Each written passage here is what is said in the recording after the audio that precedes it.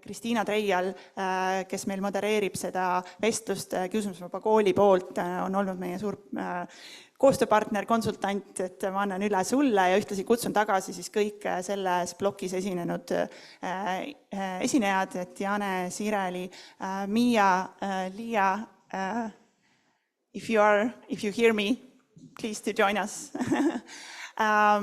Ja Anna-Liisa Kree kutsun juurde. Anna-Liisa on üks ka sellel näitusel osalevatest kunstnikest. Ja kuna Liis ei saa praegu väga mugavalt meiega liituda, siis mina täidan Liisi kohta ka järgnevas töötoas.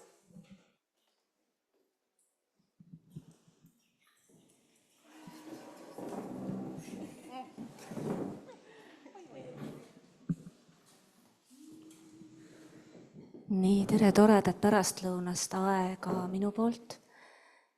Mina olen Kristiina Treial ja tõepoolest koos Hanna-Liisiga väga pikalt seda protsessi käinud, intensiivsemate ja kergemate perioodidega, teinud koos tööd Liisiga kunagi siis, kui tema alustas.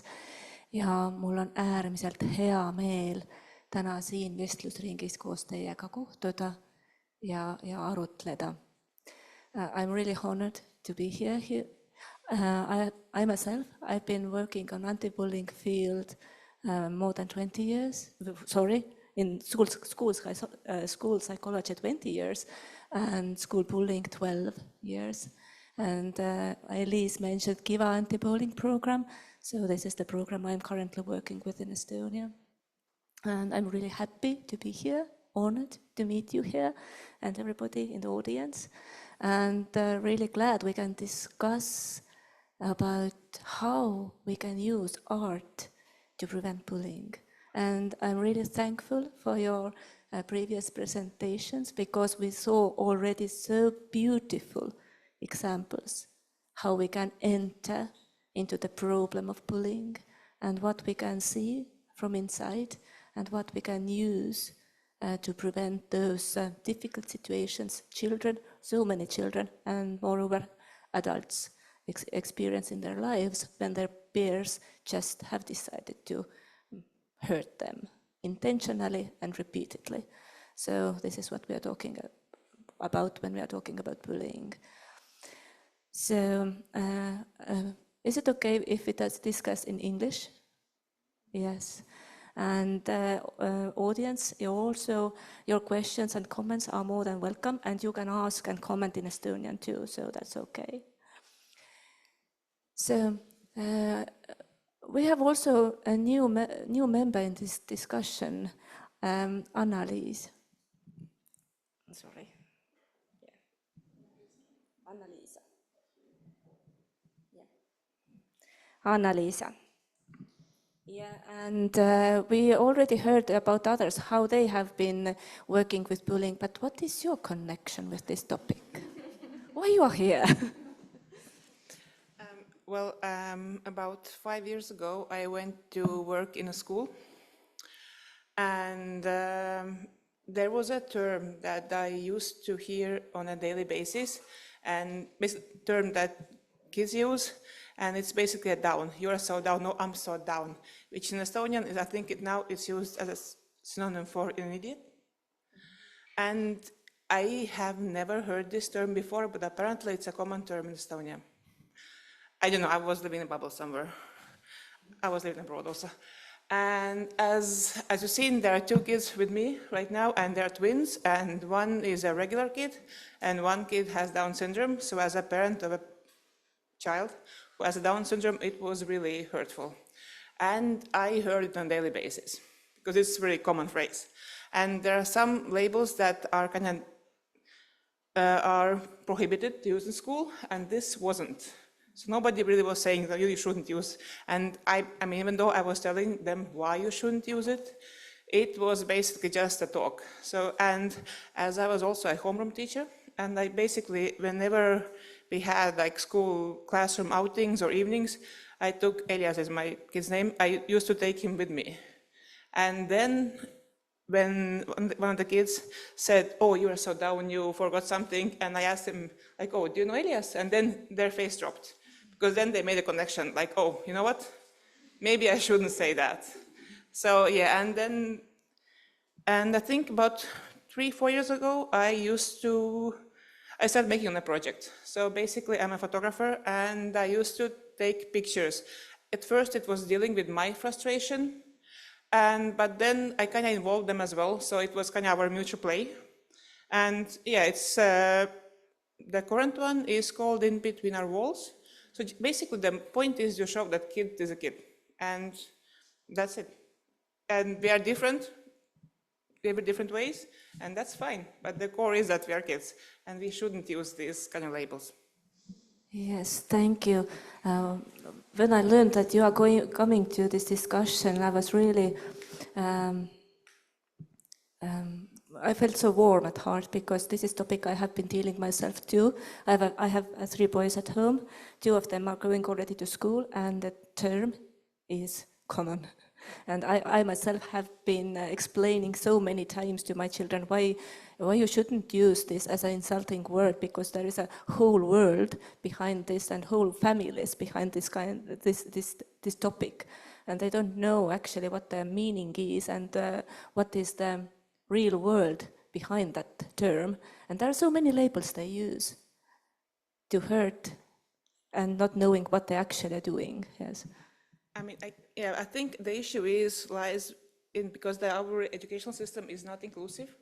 So kids who are different are hidden away in different schools because we are very performance-based. And because if they don't see it, it does basically we don't see them, they don't exist, so we can use it. Yeah. And yeah, I think that's a failure of our educational system. Yeah. We try to be inclusive, but only so far we can do it now. But it's not through and through inclusiveness. Yes, that's correct.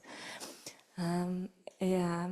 So basically, our kids sometimes need to learn what are the meanings behind some words we use, and what we can actually cause when we are using them in a wrong way. Thank you for being here. Bullying is really complex phenomenon, and there are so many layers.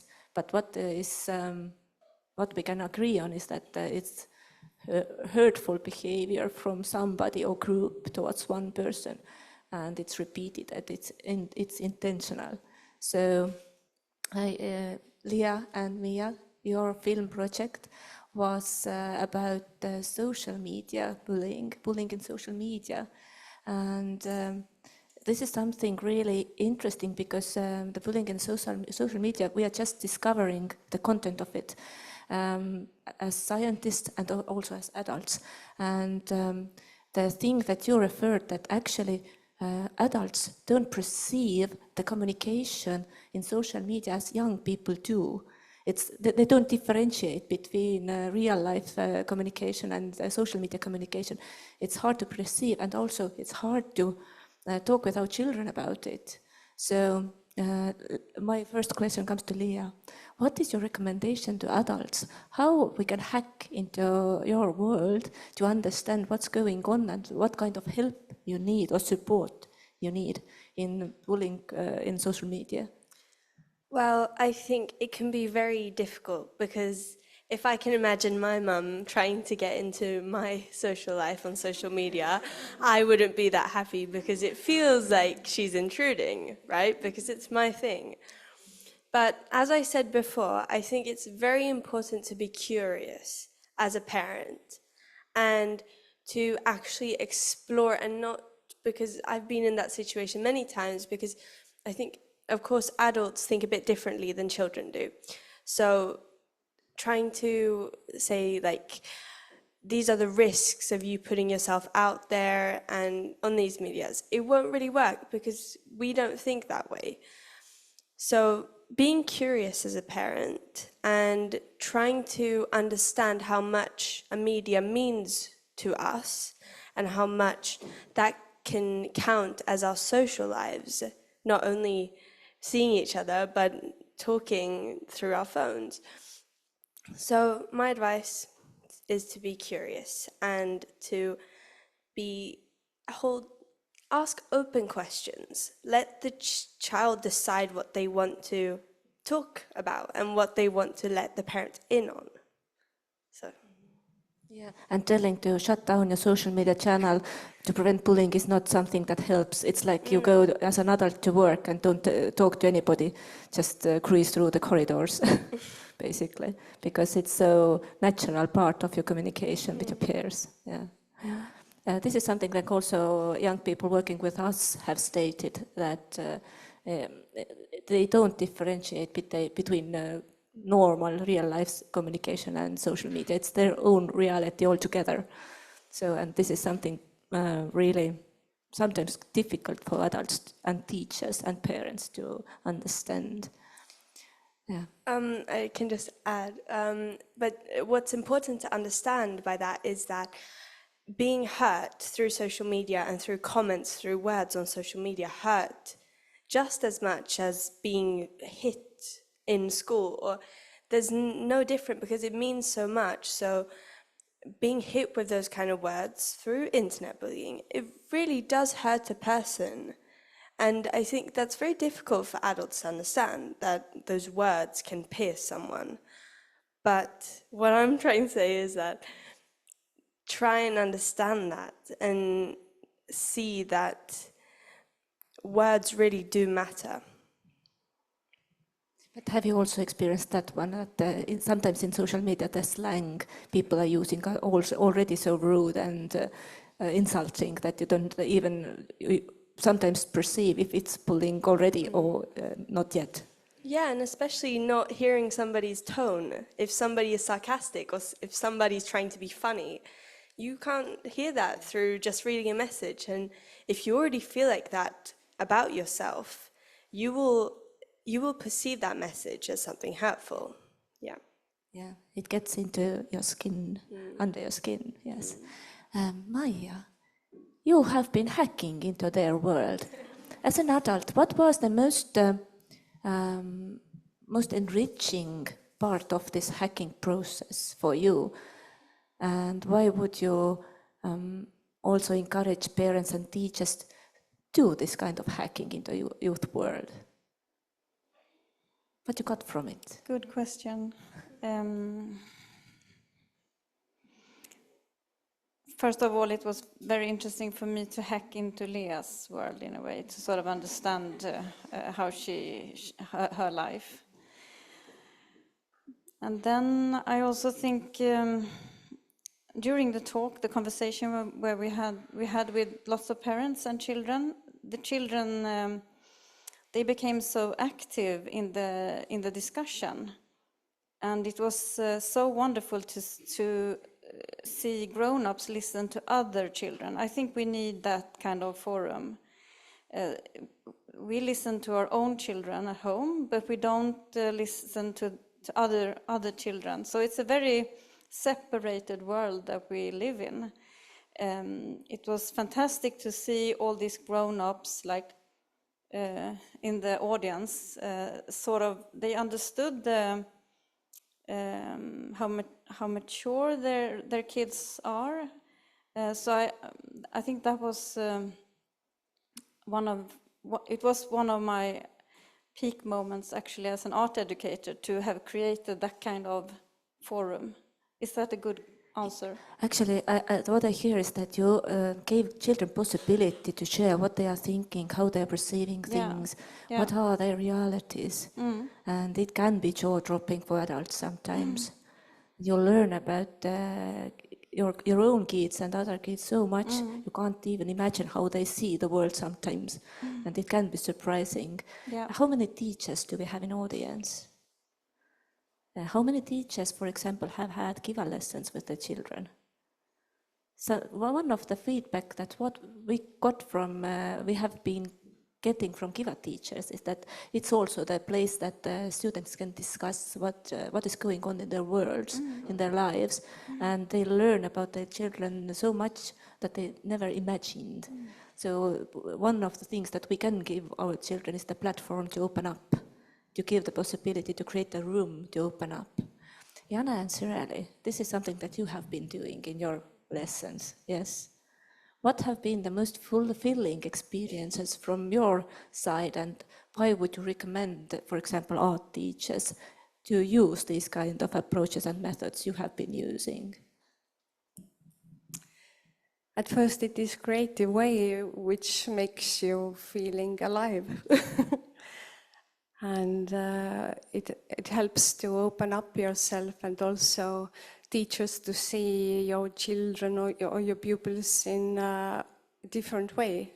I think also in our lessons, lots of teachers said that they haven't seen their pupils to react or discuss in these ways, as you said, as Mija said. Do you want to add something?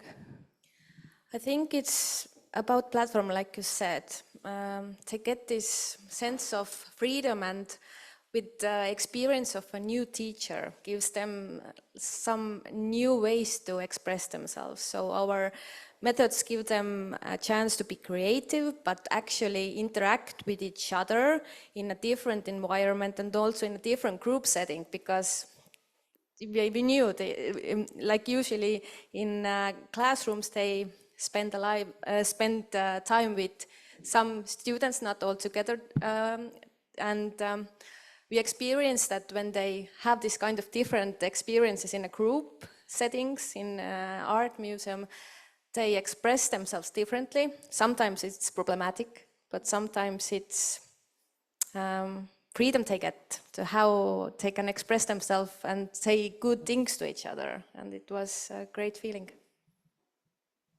Yeah, and I just remembered something about the media thing, and as you are actually the local one in the social media area, and all the adults are the immigrants.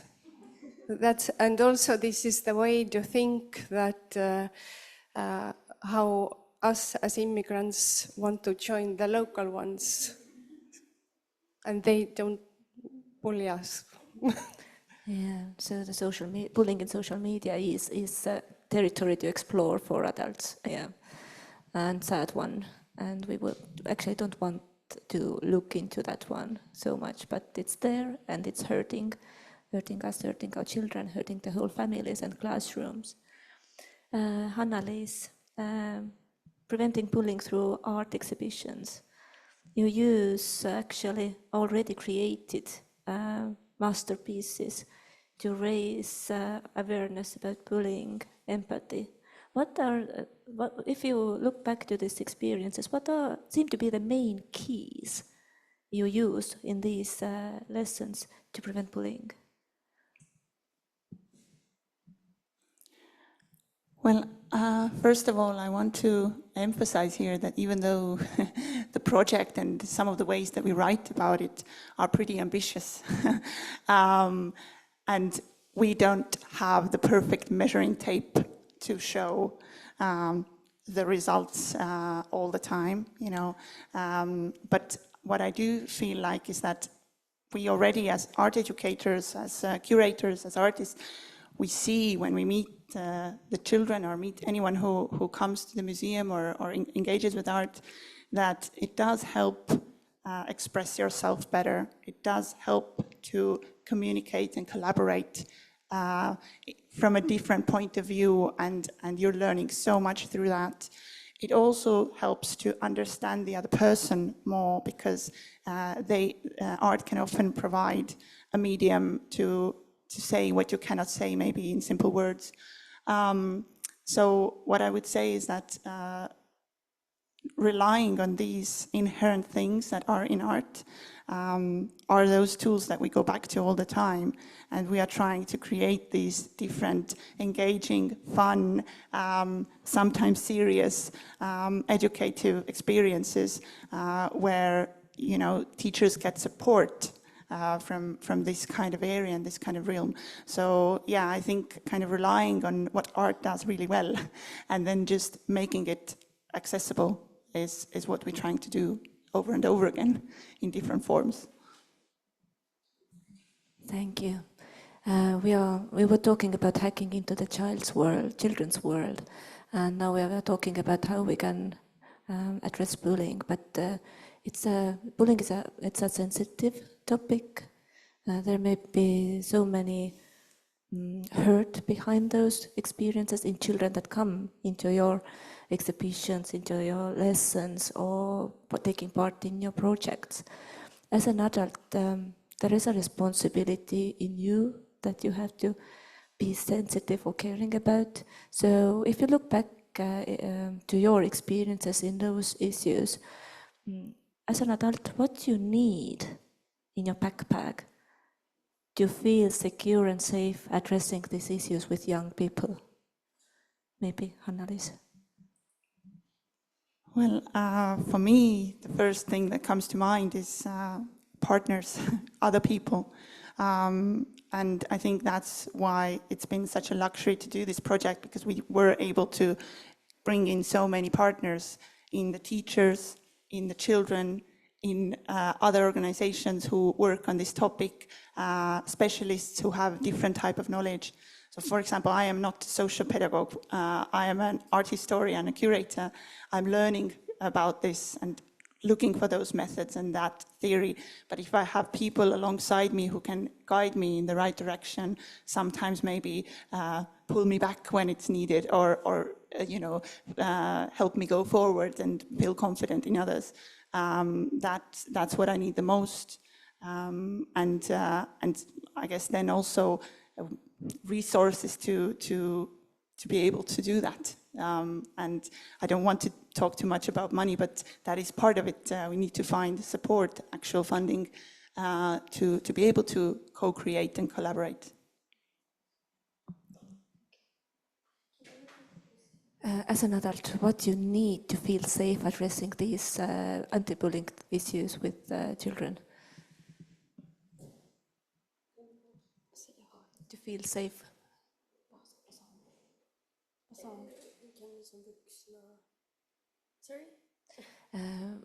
As an adult, we have responsibilities to address bullying topic safely. What is that you feel that you need to feel safe addressing this anti-bullying topics? Okay, so I just would like to raise that with art and art education, you can you can work with so many subjects. Bullying and friendship is one part, but what I would like to sort of get help with is to make people understand how an art institution or an art museum can be a resource for the teachers and the schools to work with these things. And I'm sort of a little bit shocked that that message hasn't been received in the government, actually, because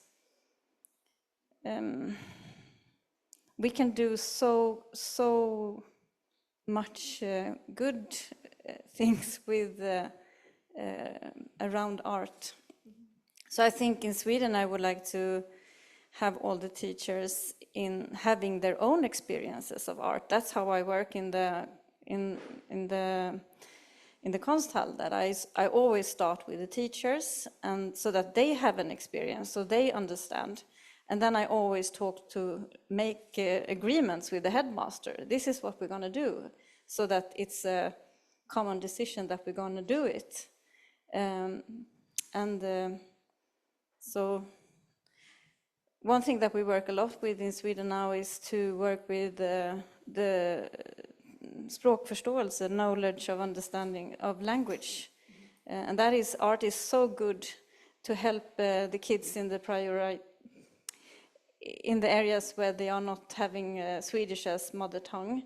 We have had really good collaborations to increase the language of all these young kids. So, and then long depth relationships, so that you work a long time with each school, so that you really make them understand how they can work with aesthetic process and also language. Yeah, so build long-lasting cooperation, Yeah. and share the information and share the experience to adults first, and encourage them to bring the children and share the experience with them. Yeah, thank you. Thank you. Anna-Liisa, you had to start with hacking yourself. What has been your resource and your courage? I mean, I think I don't want to say frustration, but it came from frustration. But I think mostly the willingness to increase the social awareness and the visibility of kind of like the marginalized people. But also, I think you also have to, I think in a way, bullying comes from the source of either ignorance, or people don't know, or from the trauma themselves. So you have to give bullies the time to explain themselves, or just to process. So I think it's a long process. So yeah, it needs time. Yeah, so bullies themselves are not necessarily monsters, but maybe also children hurting at the same time. Yeah. Also, I feel like the adults need to be more, feel like courage more to interact. And if you see something happening, you have the braveness in your heart to say that that's not okay, also between the adults, and not through the social media. The adults, as you said before, that adults think that what happens in social media is not in the real life. So we have to understand that this is real life. But I wanted to say what really moves me, or have moved me, that when we have had children groups in our museum, that when I have seen the groups where are very different language speakers together, and also different intellectual disabilities and different skin tones and everything. So I had a group where was from different country and with intellectual disability, and how the children were acting with him. He was sometimes screaming and sometimes really in his own world, but what I saw, that they just touched, and everything was that's okay. So it was the touch, the human touch, which calmed him down, and this was really beautiful. And I feel that we need this touch for everyone. Also, it doesn't have to be the physical touch. It can be just the eye contact or the small smile, that we don't feel to be alone, that we are together. We need that connection and that background of support.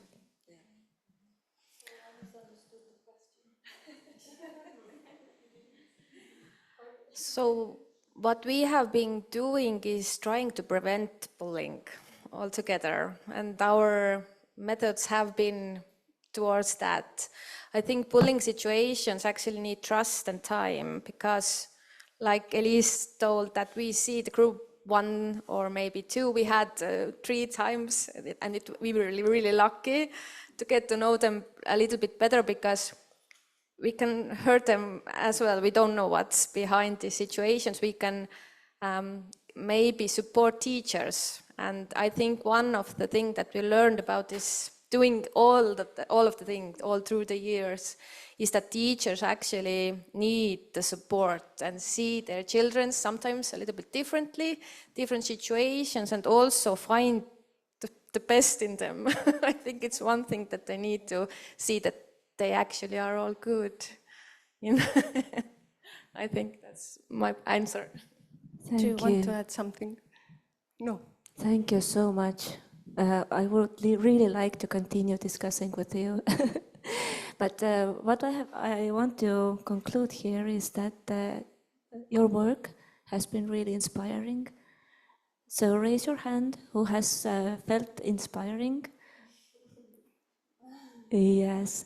Who found a thought that you could bring with you and use in your own work, in your practice? Yes. Thank you. It has been inspiring. Thank you so much, and I wish you all the best for the future.